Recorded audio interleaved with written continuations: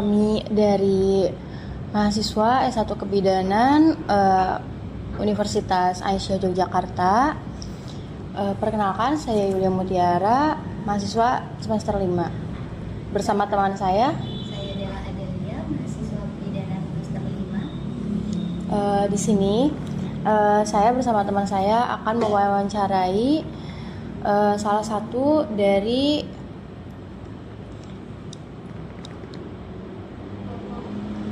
tokoh Muhammadiyah, yaitu dengan Bapak. Nama saya Noviar Handi Alfani, atau biasa dipanggil nama panggilan dengan Opit. Ya, seperti itu. Baik, untuk selanjutnya mungkin kita akan langsung bertanya aja ya Pak, demi menyempatkan waktunya. Dapatkah Bapak menceritakan secara singkat latar belakang tentang Bapak sendiri, mulai dari tempat, tahun kelahiran, asal daerah, hingga perjalanan pendidikan yang telah ditempuh Bapak? Ya. Kami biasa dipanggil Opit. Saya lahir di Yogyakarta 20 November 1978. Saya sudah berkecimpung di Muhammadiyah dari sejak di IPM, Ikatan Pelajar Muhammadiyah, di SMA Muhammadiyah 1 sekitar tahun 94. Saya kuliah di salah satu perguruan tinggi di Jogja, di UPN Veteran Jakarta, ambil manajemen, lulus sekitar tahun 2001. Ya. Terus setelah 2001 itu lulus, 2002 saya mulai bekerja di salah satu bank milik pemerintah daerah. Di situ saya sambil melewati beberapa tahap di organisasi mahasiswa dari IPM. Saya terus masuk ke Pemuda Muhammadiyah di ranting Ketukangan sampai dengan di cabang dan hujan. Di cabang dan hujan saya menjadi ketua cabang, pimpinan cabang Pemuda Muhammadiyah dan Rejam di tahun 2007.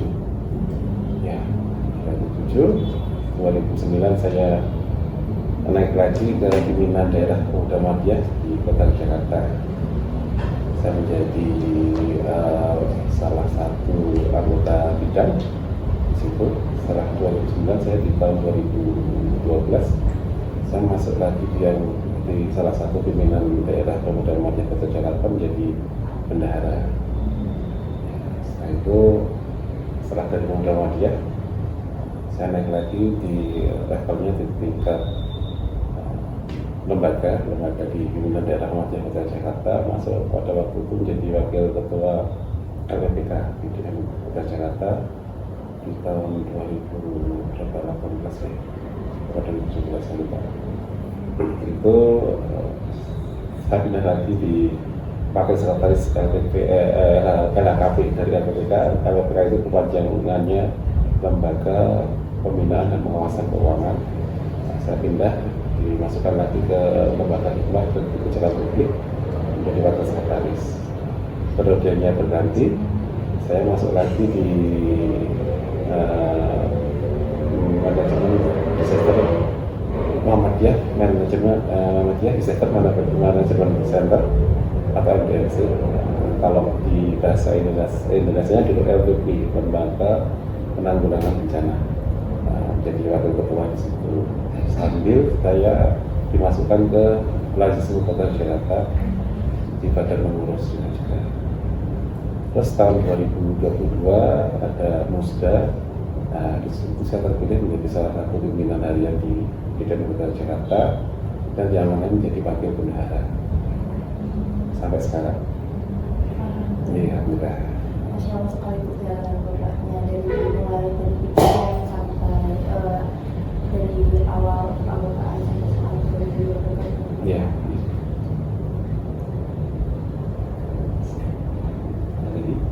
Jadi dari SMP sampai sekarang Bapak berkecimpung di organisasi Muhammadiyah. Selain organisasi Muhammadiyah, organisasi apa aja yang sudah pernah Bapak ikuti? Yang sudah pernah saya ikuti selain Muhammadiyah itu juga di Senat Mahasiswa.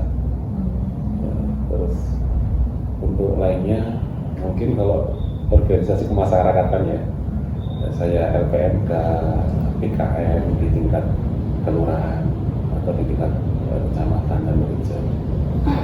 Jadi kalau untuk tingkat kota itu juga ya di Muhammadiyah saja. Kan Bapak sudah menyebutkannya ada juga asrama mahasiswa, ada juga PKM, Iya. kemudian dari proyek sendiri. Menurut Bapak sejauh ini pengalaman organisasi itu berpengaruh terhadap perjalanan pekerjaan Bapak atau Bapak sekolah sekarang? Oh iya, dalam suatu kita masuk ke dalam suatu organisasi kemasyarakatan atau kepemudaan itu menjadi lahan untuk kita belajar. Jadi kalau kita belajar di akademik itu ya belajarnya cuma kita tentang teori itu yang sudah ada baku dalam rujukannya di buku dan tertulis. Tapi kalau kita ikut organisasi itu menjadi lahan kita untuk belajar dan beraktivitas menyikapi hal-hal yang terjadi di masyarakat. Jadi ada ilmu yang itu sifatnya tertulis yang tertera di dalam buku textbook ataupun ilmu yang kita dapat pengalaman. Itu sangat penting.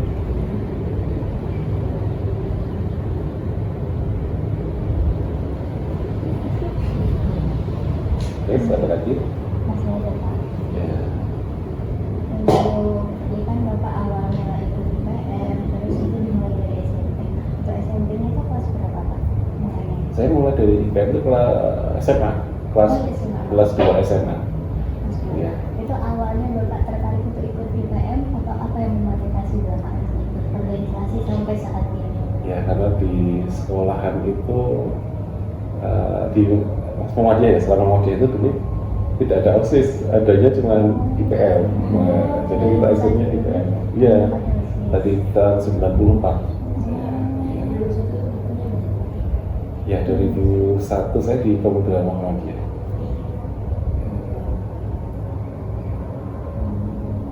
Jadi motivasinya karena emang itu satu-satunya organisasi yang ada, jadi ingin berpengalaman dari situ. Iya. Kan kalau organisasi temennya lebih banyak. Iya, betul. Jadi pada di organisasi itu yang tadi Bapak sebutkan ya Pak, apa aja suka duka selama Pak sekarang? Karena kan sekarang Pak di organisasi juga, suka dukanya juga cerita Pak. Ya kalau kita pertama nih cuman kita lihatnya cuma cari teman sebenarnya. Terus yang kedua ternyata banyak juga ya hal-hal yang kita dapat pelajaran dari kita berorganisasi itu. Jadi malah banyak sukanya daripada dukanya. Dukanya ya kalau ada duka itu kan ada permasalahan yang harus diselesaikan. Nah setelah itu kalau semuanya sudah selesai itu suka. Nah, kan banyak sukanya. Jadi Anda terbalaskan dengan semua suka. Kan di hiburan juga ada Pak. Setelah ada kesulitan itu beriring kemudahan. Menurut Bapak apa nilai-nilai Muhammadiyah yang paling Bapak rasakan manfaatnya paling banyak? Ya, ini saya nggak bandingin ya. Di dalam perjalanan setelah saya lulus SMA, saya kan lulus 96, jadi aktif di IPM 94 sampai 90. Setelah itu kan saya aktif lagi di Muhammadiyah itu setelah tahun 2007. Ya, jadi sudah antara 96 dan saya setelah itu kan lulus masuk kuliah aktif di Senat ya, Senat mahasiswa. Waktu di situ di UPN terapi itu belum ada HMI, belum ada keluarga muslim ya. Kita membuat itu kita mendirikan keluarga muslim, keluarga mahasiswa muslim KMI. Ketika kemudian itu yang Jakarta tahunnya di situ dirinya HMI masuk ke kampus UPN itu. Terus aktifnya di KMM itu setelah kan di luar internal kampus, di luarnya saya banyak bergaul dengan teman-teman dari ormas lain seperti Nahi, terus Tarbiyah, masuk di Jamaah Tabligh, terus di Salafi, saya ikut kajian mereka. Ya, Dan saya waktu juga, saya itu pernah ikut apa namanya, kalau jemaah takut itu keluar yang 3 hari 1 minggu itu pada 2006 pada waktu kita di Bantul itu saya ikut jemaah takut itu masuk ke daerah bencana gempa itu. Saya 5 hari Pak, 1 minggu pulang sana. Apa namanya, ikut penanganan bencana plus saya mengajak ya kalau jamaah itu mengajak orang untuk ke masjid, untuk silaturahim ke rumah-rumah. Sebelumnya juga saya ngaji di beberapa kajiannya di Nahdien juga dan di Salafi juga. Jadi berbeda-beda, saya bisa merasakan arwah-arwah dari masing-masing apa namanya organisasi dakwah di situ. Mereka punya gaya, punya apa namanya tujuan dakwahnya berbeda-beda. Tapi intinya itu mengajak kepada kebaikan semua. Cuman jalannya memang berbeda-beda. Termasuk Muhammadiyah di sini. Terus Muhammadiyah itu lebih ke praktek ya, praktek apa yang didapatkan dari ilmu yang dari Quran hadis itu dipraktikkan dan sebagainya. Di aplikasinya benar di Muhammadiyah. Dan saya dari sejak SMA kan sama berorganisasi. Oh, cocok ini.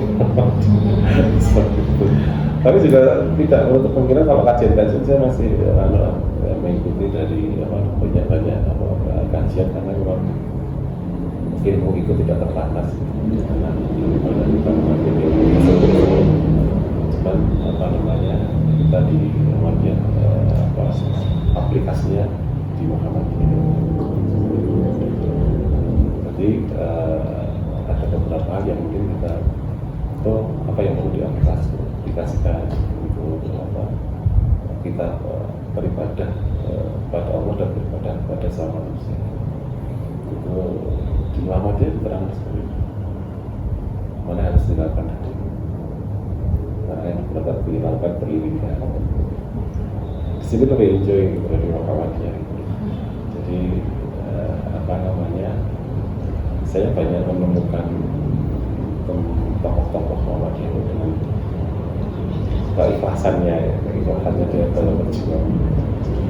Lebih banyak saya selalu melihat tokoh Muhammadiyah di situ dan di rumahnya sederhananya terus apa namanya zuhudnya itu terasa banget ketika kita silaturahmi di rumahnya. Jadi ngobrolnya itu santai, dia mereka santai. Jadi ya lebih aja, terasa lebih nyaman, lebih klop saya untuk apa namanya untuk berjuang di era Muhammadiyah. Tadi pertanyaan sebelumnya disebutkan Muhammadiyah ini dari negaranya dari agama sampai wilayah agama Indonesia. Di wilayah Indonesia di luar Indonesia ini atau sosial ini mungkin sudah di lingkungan tadi SMA sudah, kemudian sudah, kemudian sudah di lingkungan kecamatan atau daerah bawah sendiri bagaimana? Bagaimana manfaatnya, bagaimana sejarah terbentuknya di kecamatan? Sebenarnya Bapak asli orang sini? Iya, saya asli Jogja. Dan saya tinggal di daerah di Kampung Lodok Tukangan, itu daerah timur Malioboro. Ini daerah apa, Pak? Kalau sini maksudnya Mergangsan ya, kecamatannya Kemantrennya Mergangsan. Kalau di Jogja itu sebetulnya Kemantren, pengganti dari kecamatan. Ya. Oh, saya Jawa Selatan, Pak. Oh, Jawa Selatan ini Jawa Selatan ya. Oh, Sumatera. Saya Jawa, tapi Jawa Barat. Ya, kalau di kampung saya itu kan pinggir kereta api juga pinggir sungai. Nah, jadi di situ daerah yang maksimal juga. Di situ juga banyak pendatang juga, tapi campuran dari warga-warga selain Jogja berhubungan di situ. Jadi dakwah kalau di situ tuh, karena kita bergerak dakwah di situ tuh lebih asik. Jadi kesulitan itu ya jangan dianggap sulit, itu jadi sesuatu yang enjoy gitu loh. Ternyata suatu tantangan itu menjadi sesuatu yang lebih bisa dinikmati lah, gitu. Dinikmati dengan sesuatu. Kalau kita akan bangga akan menjadi sesuatu yang kebanggaan kita berlebih itu karena apa? Bisa menyelesaikan suatu permasalahan yang ada. Terus nilai-nilai apa ya, di Muhammadiyah di sekitar kampung saya itu malah lebih bisa masuk karena apa? Tidak kaku dengan hal-hal yang itu sesuatu keharusan. Jadi Muhammadiyah itu sesuatu yang bisa diterima di masyarakat manapun juga, baik di pedesaan maupun perkotaan. Apalagi yang kampung saya yang banyak beragam budaya, di situ mencampur dari sana. Jadi di daerah saya, wilayah saya itu sebagian besar juga masih menjadi jamaahnya Muhammadiyah, baik dari kalau di Ramadan sendiri, walaupun ada pasti beberapa yang bukan Muhammadiyah, dia juga memakai tata cara Muhammadiyah, karena memang seperti ada contohnya masjid di dekat Jalan Mataram itu masih bukan Muhammadiyah, bukan Muhammadiyah juga. Di situ ada dua, kalau Ramadan tarawihnya itu ada dua shift ya. Ya, jadi yang apa namanya 11 rakaat dulu. Habis itu diumumkan bila ada yang mau meneruskan, monggo dilanjutkan yang sudah 11 tadi, silahkan nanti berpindah saf di belakang. Ternyata yang berpindah saf di belakang lebih banyak, jadi yang melanjutkan tinggal satu saf depan saja nggak full. Itu kan kok banyak yang milih enak. Saya nggak tahu ya motivasi mereka karena lebih sedikit rokat. Dan yang kedua dalam pelaksanaan sholat itu sendiri dalam Muhammadiyah itu menyulatkan sholat idnya di tanah lapang sekarang itu. Di situ kebanyakan orang lebih tertarik kalau di tanah lapang, karena setelah Ramadan dengan perjuangannya untuk berpuasa, menahan nafsu, sambil berangkat itu memakai baju yang baru, gitu. Ya mungkin motivasinya lain-lain ya. Tapi dari masyarakat di Jogja di sekitar kayak saya juga, dia akan lebih ketika setelah menyelesaikan ibadah Ramadan, dia berduyun-duyun ke tanah lapang di tempat yang terbuka untuk melaksanakan sholat itu. Kalau di mayoritas di lingkungan saya masih seperti itu. Yang ketiga, di Muhammadiyah sendiri itu rutin. Jadi kan kebiasaan kita itu berdakwah di lapangan, mengaplikasikan apa yang diajarkan di kajian-kajian itu. Ketika ada warga yang istilahnya sambat berkeluh kesah itu pasti ke kantor Muhammadiyah atau masjid-masjid yang di bawah Muhammadiyah. Karena terus kalau kita langsung kalau sekarang berbeda ya. Kalau dulu kan ada setiap rapat rutin ya, setiap pekan ada rapat rutin. Ternyata ada warga saya yang gini, kita yuk mencarikan solusi. Ya, kita tanya seperti itu. Kalau sekarang ada grup WA, lewat grup WA di masjid saya itu ada Pak Fulan, ini istrinya dia nggak bisa pulang dari rumah sakit, itu sudah biaya 5 juta. Ya sudah, yuk kita urunan, yuk kita coba kita tawarkan nasi semua, kami tawarkan nasi semua. Ternyata bisa difasilitasi, dan setelah kita memberikan sedikit solusi itu, ya jadi suatu di hati itu jadi semangat lagi. Itu jadi di lingkungan kita kita Muhammadiyah itu sangat apa, jadi suatu bagian ya yang tak terpisahkan ya. Iya, sewaktu ada bencana Merapi, Merapi itu kan saya tinggal di bantaran sungai itu ada sebagian warga kita yang terkena akses banjir lahar dingin. Dan setelah banjir itu yang langsung turun membagikan makanan itu ya dari Muhammadiyah yang benar-benar siap langsung lihat lewat media sosialnya ini ada ini dan masyarakat di sini betul. Kemudian itu juga saya setelah kaget kalau banjir itu terjadi tahun 5 setelah bicara juga teman-teman yang dari Bantul dari Muhammadiyah Bantul sudah sampai ke dekat rumah saya. Siap, ini mau apa yang bisa kita bantu? Kalau udah sampai sini dari mana kita tahu? Ya dari medsos dulu masih apa namanya? Bukan dari itu BBM ya, masih BBM itu. Ya, 2010 ya. Itu masih saat itu langsung cepat menyebar. Jadi itu kan juga itu. Jadi senangnya teman-teman Muhammadiyah itu. Terus ini boleh bila disurvei ya. Di kota Jakarta pelayanan ambulan gratis itu selain kalau dulu ada rumah zakat yang pertama kan. Cuma satu armadanya, dua tentu tambah satu lagi dua. Nah, setelah itu baru Muhammadiyah dia punya ambulan langsung tiap cabang itu punya. Ya, jadi bisa rata gitu. Jadi juga menjadi tambahan solusi untuk warga masyarakat yang membutuhkan, karena juga banyak masyarakat kita yang kalau sakit dia mau ke rumah sakit dia butuh transportasi yang lebih nyaman dan lebih bisa digunakan kalau seseorang yang tidak bisa sakitnya tidak bisa untuk jalan, untuk tidak mampu jalan, biasanya untuk ambulan.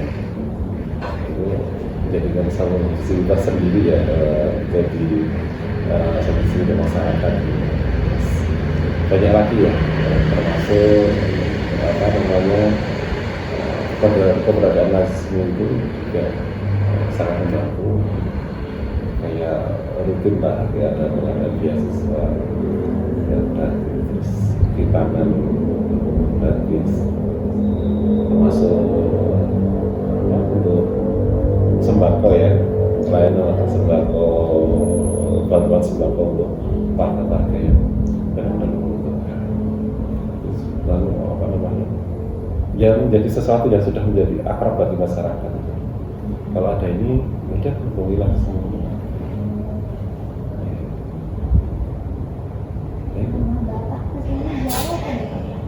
Dekatnya cuma 3 kilo. Ya segitulah. Itu di kecamatan Bapak itu masjid-masjidnya rata-rata sudah masjid Muhammadiyah semua. Kalau di kecamatan saya, di kecamatan saya itu ada masjid yang Muhammadiyah itu ada sekitar 4 masjid. Kalau musolanya ada 4 juga. Ini Bapak jangan kerjanya dari jam berapa? Belum Pak mengganggu hak. Iya. Ya kalau saya itu sistem, saya kan resign dari pekerjaan saya di perbankan itu 2021. Pas COVID itu, ya saya kerja di perbankan pemerintah daerah. Terus apa namanya? 2021 pas COVID itu saya resign. Mau cari kerja yang lain lagi. Kelihatannya yang nawarin kerja saya terlalu perbankan terus. Karena passion saya kan sudah ya pengalaman saya di perbankan sejak tahun 2002. Nanti sekitar hampir 20 tahun ya. Perbankan 19 tahun di perbankan. Jadi yang nawarin saya ya banyak kan dari teman-teman dari perbankan dari yang lain. Sehingga saya nggak ada yang mana lagi ya. Saya mencoba untuk bisnis. Jalan saya yang pertama, terus yang kedua bisnis batik. Jalan saya sebenarnya sudah saya tahu juga, tapi karena kanan kiri saya masih banyak yang warung-warung jualan sayur juga. Juga ya istri saya juga nggak enak terus bingung kalau aduh kasih karena saya ngambilnya langsung dari Muntilan, mungkin apa namanya jadi kayak kalau mungkin ya adalah kita usaha pandai dari saya itu ada proses pandai itu kan kita tidak pasti ya, jadi tidak memforsir apa namanya tenaga saya polaan harus laku saja karena tadi kita basi layu kalau adanya kita sambil untuk kegiatan dakwah yang seperti itu juga enjoy. Dan saya di media tidak dibayar ya tidak dibayar, cuman ada apa namanya sedikit training untuk uang transport kalau ada rapat dan kehadiran kalau di sini, tapi juga nggak banyak setiap kehadiran. Padahal kita biasanya saya itu datang ke PKN sekitar jam 9 jam 10, nanti pulangnya bisa sampai habis bisa. Tapi kan kalau bisnis sekarang saya punya showroom di rumah, ya showroomnya kalau untuk orang apa pengen lihat saya di main medsos saja, main medsos ada yang pesan, saya kirim sampel motifnya, aku mau lihat apa namanya contoh barangnya dia ke showroom aja. Soalnya kalau dia nggak ke showroom ya saya kirim aja, dapat pulsa, sekarang enak kan? Medsos. Ya setelah aktivitas di PKN disambi buka medsos, ngupload gambar motif, ya itu lebih enjoy. Tapi juga ya walaupun masih di batik itu kan baru dia lalu ya, saya 2021 keluar itu bisnisnya kan sayur, berjalan 1 tahun baru berubah ke batik, kan baru berjalan sekitar 2,5 tahunan ya di bisnis batik. Itu juga apa namanya belum mana baru belajar, tapi kalau yakinnya saya nggak tahu juga matematikanya Allah tuh saya nggak bisa bingung ya. Gaji saya dulu tuh TKP saya itu 2 digit ya, terus sekarang saya juga cukup aja bisa membiayai anak sekolah, walaupun pernah saya butuh untuk bayar semester anak saya, daftar ulang anak saya itu kurang 3 juta, belum ketemu hidupnya. Terus sholat asar, saya doakan menangis. Iya, tahu besok pagi saya itu ya pagi itu malam saya diberi sama bidian kepala SMP Muhammadiyah 8 warna. Jadi saya butuh batik kalau 150 potong atau 99 potong, 159 potong. Oh belum, saya kirimin motif contoh motifnya ya, oke lagi ini. Saya pilih yang ini mas, bisa cepat tak? Bisa. Saya beri waktu untuk packing ya bu ya, saya packing 2 hari saya kirim ya dibayarkan. Keuntungannya 4 juta. Allah kan bonus 1 juta, 3 juta saya bayarkan, masih dikasih bonus 1 juta. Nah, gitu. Ya kalau sesuatu itu nanti ya berkembali kepada namanya ya itu tadi terus berdiri dalam Islam berdiri satu muda. Tapi sekarang anaknya Bapak udah SMA. Nah, jadi saya nikah ke 2006, 9 tahun baru saya dikaruniai putra. Di 2015 baru saya dikaruniai putra. Sekarang sudah 2, anak saya 2, putra dan putri, SD kelas 3 dan SD kelas 1. Ini kelahiran tahun berapa? Dari Sekitar itu. Lima ada sendiri.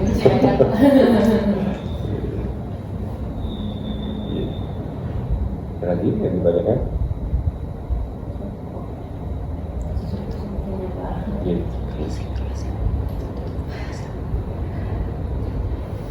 Nah, waktunya.